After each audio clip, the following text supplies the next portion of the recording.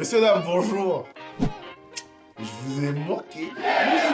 Ne mentez pas, je vous ai manqué. J'ai reçu les commentaires. Tonton Franco, elle est où la vidéo, la prochaine vidéo? Tu nous as dit, je suis là, c'est bon, t'as vu. Nous sommes là présentement. Et pour cette vidéo-là, asseyez-vous correctement parce que, guys, aujourd'hui, on a beaucoup de choses à discuter. Que ce soit de MMA, de boxe ou d'argent. Aujourd'hui, là, ça a pété. Je voudrais remercier d'ailleurs les gens qui se sont abonnés. Si c'est pas fait, s'il vous plaît, abonnez-vous, ça coûte rien. Mettez des pouces, des commentaires, même si c'est pour tailler mon crâne chaud bien lisse. Allez-y, je prends les commentaires, ok? Vous avez vu, on a des choses aujourd'hui avec des messages subliminaux. On est là-dedans nous aussi, ok? Fait que s'il vous plaît, commentez, ça va faire pousser la chaîne. Premier sujet, monsieur John Jones, il est pas content. John Jones, le GOAT, le gars qui a jamais perdu à l'UFC. Oui, il a une défaite contre Matt Hamill, je sais. N'essayez pas de me corriger, mais c'est pas vraiment une défaite. C'est un coup de coude qui est maintenant légal. Sinon, on parle du meilleur combattant de MMA de tous les temps. Juste ça, de tous les temps. Alright? Monsieur n'est pas content. Pourquoi? Parce qu'il voulait être sur la carte de la Maison Blanche, la fameuse carte de l'UFC White House. Il disait que comme quoi, il n'a pas été respecté, les négociations ont été finies. On a Dana White, le président de l'UFC, qui disait que John Jones, de ses mots, il est fini, he's done. Comme quoi il a de l'arthrose ou je sais pas quoi dans la hanche, qu'il ne pourra jamais être prêt pour un combat. Il a demandé 30 millions. 30 millions, oui, c'est une somme conséquente, mais on parle bien de l'équivalent de Michael Jordan, Lionel Messi, du combat, celui qui nous a fait vibrer, celui qui choque les gants. Les gens, ils choquent comme ça, les gens, ils choquent. Après, ils se barrent. C'est ça qui fait John Jones. En plus d'autres problèmes extra sportifs. Donc on parle vraiment de quelqu'un qui a un autre niveau, qui a demandé 30 millions. Parce que l'UFC lui avait déjà proposé pour se battre contre Thomas Spinal. On lui a répondu niet, qui demande trop d'argent pour se battre à la Maison Blanche contre Alex Pereira. Il a posté sur X, ou l'anciennement Twitter, qu'il n'était vraiment pas content. Il a même demandé de se faire release de l'UFC. Et on est rendu là. Quand je vous dis que rien ne va plus à l'UFC, c'est quand même très spécial. Quoi d'autre? Thomas Spinal, juste pour rappel, c'est le champion actuel poids lourd de la catégorie qui vient de signer avec Eddie Hearn. Eddie Hearn, c'est qui? C'est le plus gros promoteur de boxe. Je vous dis ça, mais quoi d'autre? Eddie Hearn et Dana White se détestent. Qu'est-ce que ça veut dire? Est-ce que ça veut dire que si les négociations entre Eddie Hearn et Dana White ne vont pas bien pour Thomas Spinal, on va avoir un départ de Thomas Spinal? Allons voir. Et au niveau des combattants, de manière générale, on sent une frustration au niveau des salaires. Zuffa Boxing vient de signer un combat. Conor Ben, qui était anciennement avec Eddie Hearn, vous voyez qu'ils ont un passé. C'est un gars de boxe, oui. Je comprends. Il a fait les 2 combats de l'année passée. Il a signé avec Zuffa, qui est la grosse maison de l'UFC, un combat à 15 millions de dollars. Pendant ce temps-là, on a des gars comme Jared Cannonier qui nous disent que les fins de camp sont difficiles. À un moment donné, c'est sûr que ça crée de la frustration entre les combattants. Après, est-ce que c'est de leur faute? Il n'y a personne qui les oblige à venir. Moi, ce que je leur dirais, c'est de s'organiser, de faire peut-être une association des combattants et d'essayer de pousser les salaires vers le haut. C'est vrai que Georges Saint-Pierre et Ken Velasquez, ils avaient monté un petit quelque chose, mais on n'a pas eu vraiment de nouvelles. Mais je pense que ça serait une bonne stratégie à adopter. Qu'est-ce qu'on a d'autre? Le show MVP de monsieur Jack Paul. Le petit Jack Paul là, l'influenceur là. On dit Jack Paul, le petit Jack Paul, mais si Franco là, tu proposes du travail, tu vas dire oui. En tout cas, le grand Jack Paul, il fait un show MVP, ça va être sur Netflix. Le main event, la finale, c'est Gina Carano et Madame Ronda Rousey. Sauf que dans la conférence de presse, Madame Ronda Rousey, tout ce qu'elle a fait en plus de promouvoir son fight, c'était de critiquer l'UFC. Elle a dit que comme quoi l'UFC c'était plus la place, patati patata. Très surprenant comme conférence de presse parce que c'était vraiment très négatif par rapport à l'UFC.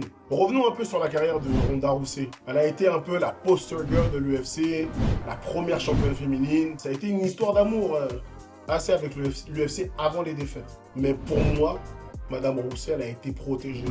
On n'a jamais eu le combat qu'on a voulu avoir qui se passe être son combat avec la vraie championne que les amateurs connaissent de MMA qui s'appelle Cris Cyborg, qui a été championne de PFL, Bellator, championne de l'UFC et de Strikeforce. C'est ça qu'on aurait voulu voir à l'époque.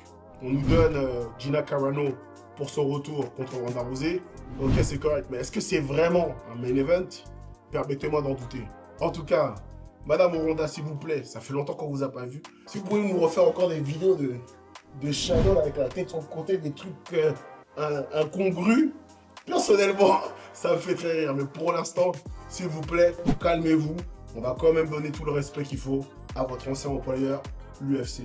Le co-main event, on a le retour du grand Francis Ngannou. Et je tape les gens pour vivre. Est-ce que vous vous rendez compte comment Francis, déjà, c'est un mec qui est totalement énervé. En plus, il dit des punchlines. Est-ce que vous avez entendu sa dernière punchline? On lui a posé une question sur le fait de sa legacy, de je sais pas quoi, nanana. Il a regardé le journaliste avec des narines dilatées. Il lui a dit, écoute, moi je suis là pour l'argent, ma legacy c'est ma famille. Je dois faire mon argent et faire en sorte que les enfants et mes petits-enfants, ils aient de l'argent et de la nourriture dans l'assiette. Give me my paycheck and keep your legacy. Il lui a dit ça comme ça. Non, Francis, il est trop fort. En plus de ça, de quoi il parle, ce journaliste? Vraiment, je dis pas, je suis pas pour la violence, mais franchement, tais-toi. De quoi tu parles? Francis Ngannou, il a été champion de l'UFC. Il a tapé. Après ça, par KO, n'oubliez pas qu'il a KO Miocic. Après ça, il est parti dans la boxe. Et tout le monde sait qu'il a battu Tyson Fury. Oui, il a une défaite contre Anthony Joshua, mais c'est quand même Anthony Joshua. Donc juste avoir un champion de l'UFC qui est parti tabasser en boxe, il n'y a personne qui a fait ça. Fait que Francis, pour ton travail, merci beaucoup. Son adversaire est un Brésilien qui est parti de l'UFC avec 3 victoires consécutives. Attention quand même, Francis, on est tous derrière toi. Mais c'est le bon moment de vous parler de mon message subliminal de la journée. Vous n'avez pas vu dans la télé ce qui se passe ou quoi? Vous comprenez pas ou quoi? Ça, c'est le sponsor de la vidéo. Ça s'appelle Sparks. C'est ça qui me donne l'énergie, ma force là en ce moment. C'est quoi? C'est des boissons avec des nootropics. Est-ce que tu sais ce que c'est qu'un nootropics? Moi, je vais t'expliquer. C'est que tu bois ça, boum, ça fait en sorte que tu te concentres. Et guess what? Ils vont avoir des suppléments pour le gym parce qu'il faut avoir des bras de bonhomme. Guys, c'est une marque québécoise faite par des Québécois. Va pas acheter l'autre marque avec le taureau, il est là. Hein, vous savez de quoi je parle. Supporter local et surtout que le propriétaire sont fans de combat. Fait que si un jour je te croise là, les précis, je te vois avec du rein, je vais te faire un Uchimata, ok? En tout cas, comme on dit au Brésil, ça ouch. En plus, c'est doux. Non, voilà, c'est doux, hein. Non, vraiment, Spark, numéro 1. Guys, faut savoir que John Jones a demandé à être release de l'UFC. Imaginez-vous que, juste l'histoire d'un instant, parce que lui dit qu'il n'a pas fini avec la carrière, que MVP le récupère.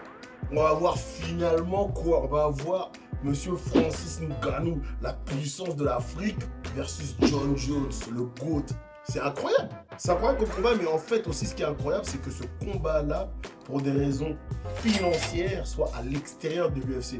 Donc ça veut dire que l'UFC qui a monté des gars, veut pas, ok, même s'ils sont mal payés. Il y a l'UFC qui monte des gars, et il y a MVP là, le monsieur Jack Paul, il arrive, il reprend ça, il va monter ça à un autre niveau sur Netflix. Franchement, c'est incroyable. Comme je disais tantôt, John Jones voulait se battre sur la carte de la Maison Blanche. Ça n'aura pas lieu. Est-ce que la carte de la Maison Blanche en ce moment, c'est la carte qu'on s'attendait à avoir? Pour être honnête, non. Oui, on a Cyril National. Ouais, Cyril. On t'aime d'ailleurs, hein. Si tu nous regardes, on t'aime. Mais c'est Cyril versus Pereira. C'est un combat correct. Mais est-ce qu'on voulait plus? Je pense que oui. On a Topuria qui va se battre contre Justin Gaethje pour l'unification de la ceinture. On avait entendu que peut-être au niveau des rumeurs, on allait avoir des Islam Makhachev ou sinon Chimaev aussi. Ce sont des noms qu'on a entendus, qui sont actuellement les plus grosses stars de l'UFC. On s'entend. Là, après, entre vous et moi, avoir une ambiance dagestanaise, tchétchène à la Maison Blanche, ça aurait été vraiment très très drôle. Mais bon, je dis ça, ça ne se fera pas. Aussi, les États-Unis d'Amérique, à l'heure où on parle, sont en guerre. Mais j'aimerais bien quand même avoir l'emploi du temps du président Trump. C'est quoi? C'est du lundi au samedi, ça bombarde au Moyen-Orient, puis samedi, on va regarder l'UFC à la Maison Blanche. Ça, c'est un programme, mais fantasmagorique. Ça, on m'avait dit qu'on allait vivre ça un jour. J'aurais dit, mais c'est impossible. En tout cas, juste vous dire que la situation business et géopolitique en ce moment est exceptionnelle et un peu bizarre.